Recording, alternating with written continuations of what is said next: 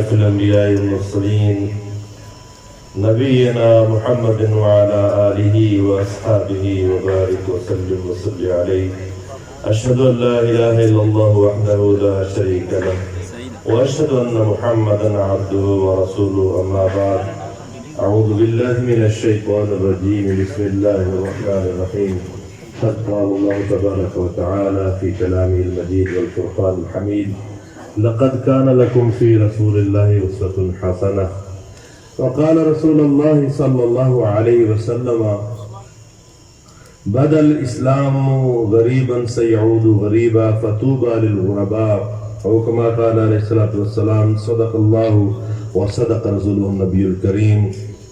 نہایت محترم و مکرم میرے خیبر پختونخوا کے کونے کونے سے تشریف لائے ہوئے ساتھیوں کی خدمت میں السلام علیکم ورحمۃ اللہ وبرکاتہ. جس دور میں ہم بس رہے ہیں عجیب افراد و تفریط آ گئی ہے، وقت کے ضیاع کے، وقت کے استعمال میں، وقت کے قیمتی بنانے میں.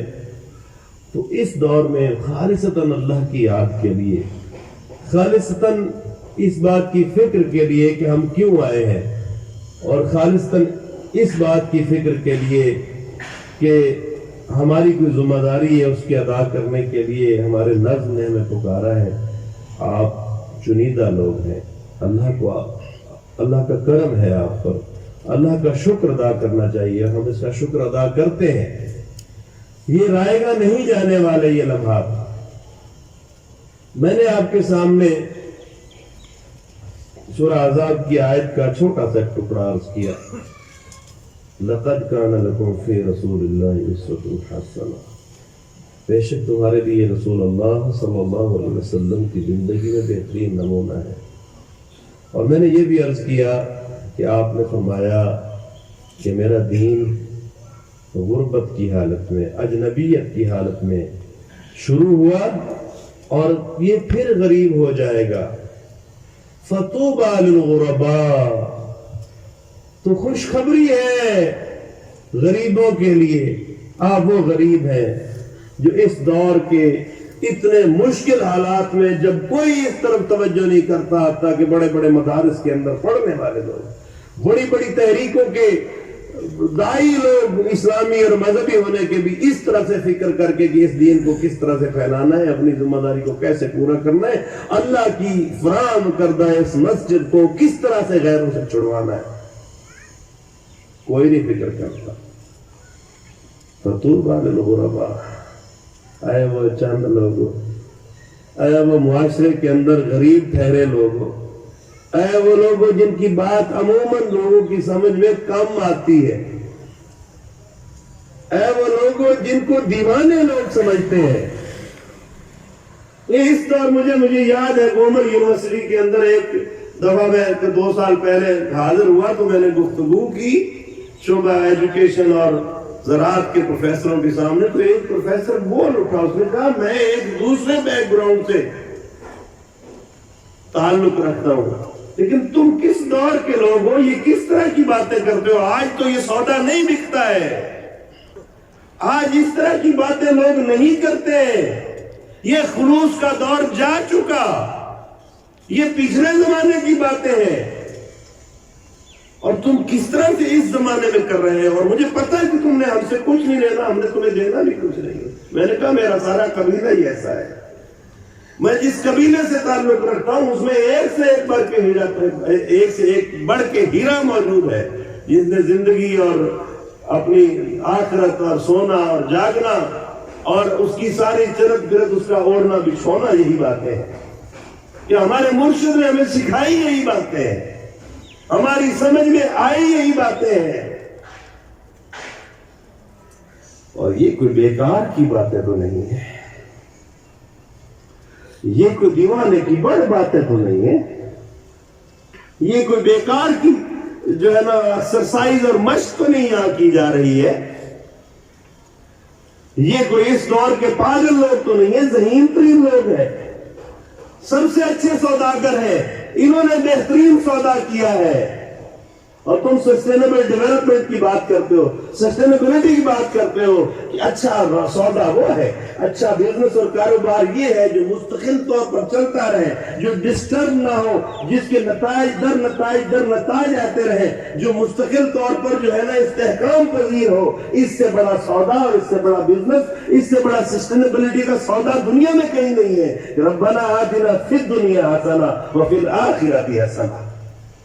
اس نے حسنات کا سودا کیا یہاں، اس ٹولے نے یہاں کی بہترین زندگی گزارنے کا سودا کیا اپنے رب کے ساتھ، اور پھر آخرت میں بھی بہترین سودا کیا اس نے۔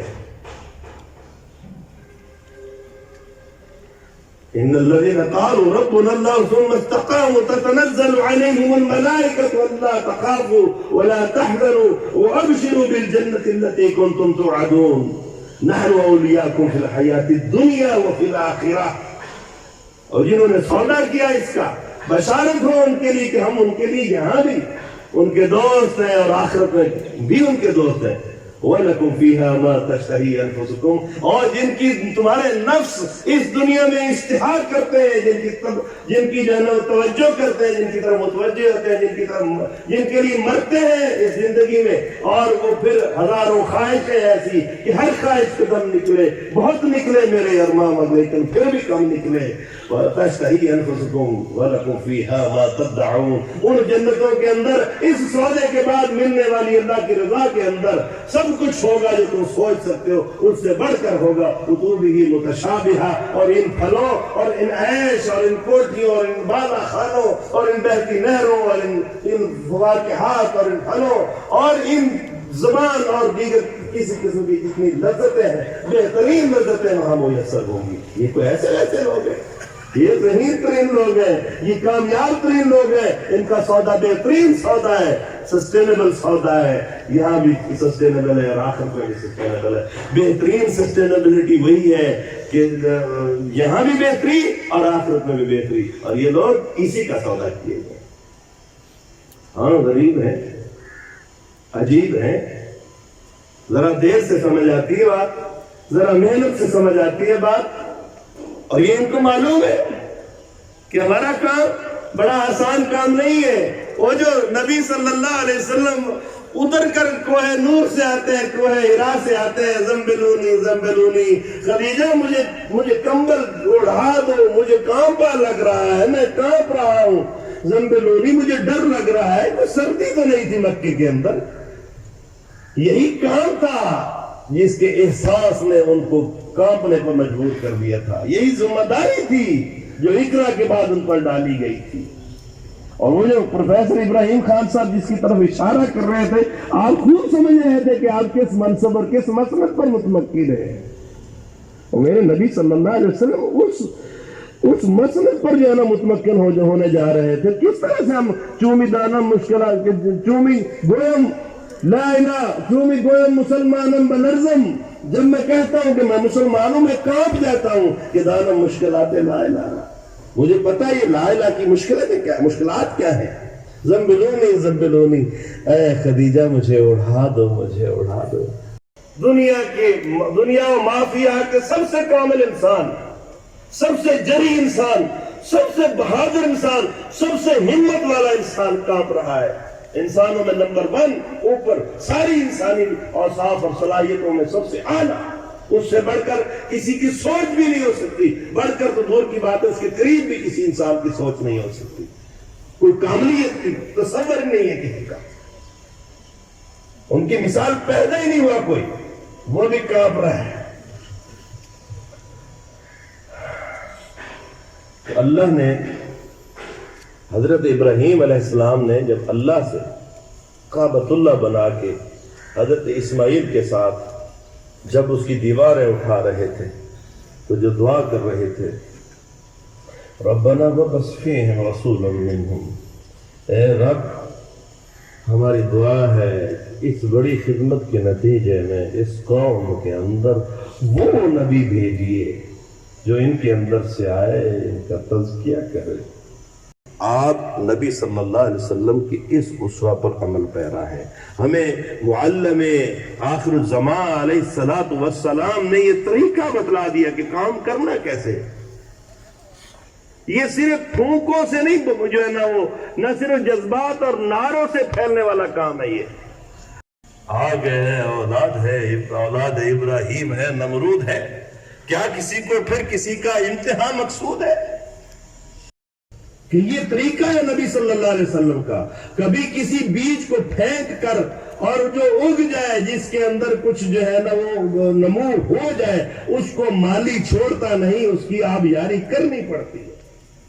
اور جب تک کوئی اور طریقہ نہیں ہے. میرے اساتذہ بیٹھے، پروفیسر بیٹھے، آپ ٹیچر بیٹھے، روزانہ ہم اتنے لوگوں کو دعوت دیتے ہیں، روزانہ اتنے لوگوں کے سامنے کوئی لیکچر دیتے ہیں، کوئی لوگوں کو جو ہے نا خطاب کرتے ہیں. وہ طالب علم جس میں ہمیں کچھ نمو نظر آتی ہے، جس میں ہمیں کچھ کرنٹ نظر آتا ہے، پکڑتا ہے استاد اگر اس کی رہنمائی کرے، اس کی سرپرستی کرے، وہ کچھ بڑا بن جاتا ہے. ورنہ چھوڑ دیا جائے تو پھر وہ مرجھا جاتا ہے. کوئی اور ہوا کا جھونکا، کوئی اور لو، کوئی اور گرمی، اور کوئی اور جو ہے نا وہ ایسی سخت چیز آتی ہے، اس کو جلا کے مار دیتی ہے. اس کو کوئی اور شیطانی ہوا لے جاتی ہے کہیں. اور آج تو یہ بہت زیادہ ہو گئی ہے باب مکرم. یزکی ہیں، ہمیں یہ کام کرنا ہے، تلاوت آیات، دعوت دینا ہے قرآن و سنت کی روشنی میں. جو پکڑا جائے، جو آ جائے، وہ انسانی زندگی کی تعمیر کے ذریعے. یزکی ہے، ہم تزکیہ کریں اپنی ذات کا بھی، اپنے اندر، اپنے ساتھیوں کے اندر جو کمیاں کوتاہیاں آ جائیں ان کی مرمت کے لیے مسلسل اس طرح کے پروگراموں کے اندر قرآن کے ساتھ تعلق، حدیث کے ساتھ تعلق، لٹریچر کے ساتھ تعلق، اللہ اور رسول کے ساتھ عبادات کے ذریعے تعلق، رسول کریم صلی اللہ علیہ وسلم کی ذات پر درود شریف پڑھنے کے ساتھ. یہ آپ کا ایک اسٹیبلش ہو جائے گا حضور صلی اللہ علیہ وسلم کے ساتھ رابطہ، محبت، اور پھر آپ کے طریقے سے محبت اور آپ کے لائے ہوئے انداز سے لوگوں کو اس کی طرف لانے کے لیے اسٹیبلش ہو جائے گا. آخری بات سپلائی چین سے اٹھا لیتا ہوں. ہم نے اب تک کتنے دانے بکھیرے ہیں، کتنی تخم ریزی کی ہے، کتنی دعوت اللہ دی ہے، کہاں کہاں پکار کی ہے. کیا آپ اس بات پر متفق نہیں ہے کہ ہم اس کے اثرات کما ہاتھوں سمیٹ لے سکے؟ جتنے لوگوں کو دعوت دی، جتنے لوگ اسلامی طلبہ سے متعارف ہوئے، جتنے تنظیم اساتذہ سے متعارف ہوئے، تحریک اسلامی سے متعارف ہوئے، اس معاشرے میں کہاں کہاں جا کے پڑے ہوئے ہیں. ہم ان کی مزید آبیاری، مالی والا کام نہیں کر سکے ہیں. یہ کام سپلائی چین کا کام ہے.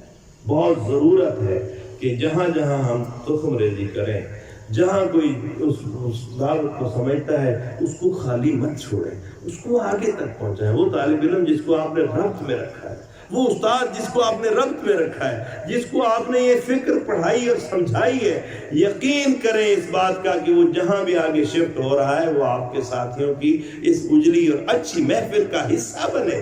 وہ آپ کی اس جو ہے نا اچھی بہترین اجتماعیت کا حصہ بنے. اپنی پوری کوشش کریں کہ کل کہیں قیامت کے دن وہ ہمارا گریبان پکڑ کر نہ کھڑا ہو کہ مجھے تمہاری دعوت پر لبیک کہنے کا موقع ملا تھا، لیکن پھر تم نے مجھے اکیلا چھوڑ دیا، پھر تم نے مجھے جو ہے نا میری خبر نہیں لی، پھر تم نے دیکھا نہیں کہ میرے اوپر کیا حالات گزرے، میں کن وادیوں میں گم ہو گیا، میں کہاں کھو گیا. اپنے آپ کو اس سے بچائیں. یہ ہماری کل پر جوابداری ہونے والی. اپنے تخم ریزی کا مالی جیسے اپنے پودوں کو اپنے بچوں سے زیادہ اہمیت دیتا ہے، اس کو اہمیت دیجیے. یہ بڑا ضروری ہے. اپنے اساتذہ اور اپنے طلبہ کے اندر جہاں بھی ایسا کام کریں اس کا خیال کریں. دیکھیے میں نے پہلے کہا نا طوبیٰ للغرباء، یہ ایسے نہیں ہوتا. مدینے کی ریاست کو کسی جو ہے نا وہ ایسے جاتے جاتے نہیں بن جاتی. مدینے کی ریاست تو خود بھی بہت بڑی آزمائش ہے، لیکن اس تک پہنچنا میں نے جیسے پہلے کہا یہ جان جوکھوں کا کام ہے، یہ مسلسل محنت کا کام ہے. جب یہ قائم ہو جاتی ہے اس کے بعد تو پھر اس کی اپنی اگلی جو ہے نا ریکوائرمنٹس اور اس کے مسائل ہیں، اس کے لیے پھر قربانیاں دینا پڑتی ہیں. تو حضرات اپنے اس کام کو رضا الہی کے اصول کے لیے سینوں سے جو ہے نا وہ اس طرح سے تھامیں، اس طرح سے پکڑیں کہ لازماً اللہ کے نبی صلی اللہ علیہ وسلم نے جسے فرمایا تھا نا کہ دانتوں سے بن نواجز، اپنے دانتوں کے اس حصے سے جو سب سے زیادہ تیز اور نوکیلا ہوتا ہے کہ جب اس سے کسی رسے کو پکڑ لیا جائے تو وہ اس سے چھوٹ نہیں پاتا. آپ اپنے اس طریقے کار کو چھوڑیں نہ، اپنے اس طریقے کار کو مضبوطی سے پکڑیں کہ آپ 3 اور 5 کے فارمولے کو اپنی ظاہر سے جان بنا لیں. 3 اساتذہ کو ضرور ربط میں رکھیں اور لٹریچر پڑھائیں. 5 طلبہ کو اپنے ربط میں رکھیں، ان کو اسلامی جمعیت طلبہ کے رفیق کے معیار کا لٹریچر پڑھا کر ان کو اسلامی جمعیت طلبہ کے نظم میں دیں. اور اگر نظم قائم نہیں ہے تو نظم قائم کریں. اب جیسی اسلامی جمعیت طلبہ آپ بنائیں گے اسی طرح کی تحریک اسلامی آگے بنے گی. حضرات گرامی، یہ اتنا اہم کام ہے. کل پرسوں ناظم اعلیٰ یہاں موجود تھے تو اس سے پہلے انہوں نے مجھے فون کیا کہ میں اتنے لمبے دورے پر سے آیا ہوں، میرا بیٹا اتنا زیادہ گھر میں بیمار ہے کہ وہ ڈاکٹروں نے کہا ہے کہ اس کو مسلسل ہاسپٹل میں رکھ کر آپ نے اس کو ڈرپیں لگانی ہے، تب یہ 3 سے 4 دنوں بعد بچے گا. مجھے صدر صوبہ کا فون آیا ہے کہ آپ نے ضرور آنا ہے. تو میں کیا کروں، آپ مجھے مشورہ دیں. میں نے انہیں عرض کیا کہ اللہ آپ کی بھی حفاظت کرے، آپ کے اور ہمارے بچوں کی بھی حفاظت کرے، لیکن یہ سپلائی چین کے لیے آپ کا جانا بڑا ضروری ہے. انہوں نے اپنی اہلیہ اور بچے کو لادا اسلام آباد میں سسرال میں آ کے چھوڑا اور یہاں مکرم 5 اور 3 کا فارمولہ ہاتھوں میں پکڑتے ہوئے قرآن و سنت کی دعوت آپ کے سامنے ہے. اس سے پہلے تزکیہ کے معاملے کو اپنے معاملے میں بھی نہیں بھولنا اور اپنے روابط کے معاملے میں بھی نہیں بھولنا. اللہ کے ساتھ تعلق کے ہتھیار کو اپنا اوڑھنا بچھونا بناتے ہوئے اور طلبہ اور اساتذہ کے اوپر محنت کرتے ہوئے. سفید داڑیوں والے میرے بھائی زیادہ نظر آنے شروع ہو گئے ہیں، کالی داڑیوں والے یہاں آنے چاہیے، وہ ہماری جگہ ان کو لینا چاہیے. اور اس تحریک اسلامی نے جو کامیابی حاصل کرنی ہے وہ نبی اکرم صلی اللہ علیہ وسلم کی مصاحبت کی ہے جنت میں، وہ اللہ کی رضاؤں اور مہربانیوں کی ہے. چنانچہ کوئی مایوسی نہیں ہے، اس کام میں کوئی شارٹ کٹ بھی نہیں ہے. یہ کام مسلسل کرتے رہنے کا ہے. کام اس کے آخر میں کیا لکھا ہوا ہے؟ آسماں ہوگا سحر کے نور سے آئینہ پوش. اس کے آخر میں یہ لکھا ہوا ہے، آسماں ہوگا سحر کے نور سے آئینہ پوش اور ظلمت رات کی سیما پا ہو جائے گی. پھر دلوں کو یاد آ جائے گا پیغام سجود، پھر جبین خاک حرم سے آشنا ہو جائے گی. وآخر دعوانا ان الحمدللہ رب العالمین.